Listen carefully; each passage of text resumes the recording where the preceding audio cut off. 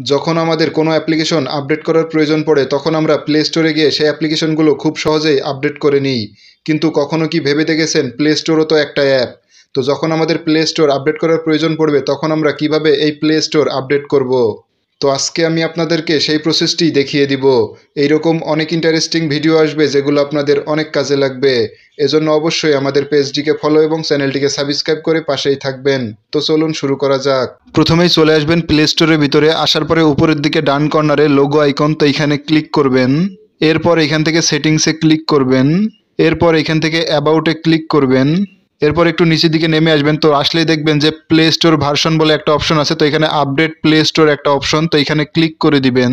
Click করার পর দেখতে পাচ্ছেন যে Google Play Store is up to date, মানে আমার প্লে স্টোর আপডেট করা আছে। তো নিচের দিকে দেখছেন যে গট ইট লেখা, তো আপনারা এখানে গট ইটে ক্লিক করে দিবেন।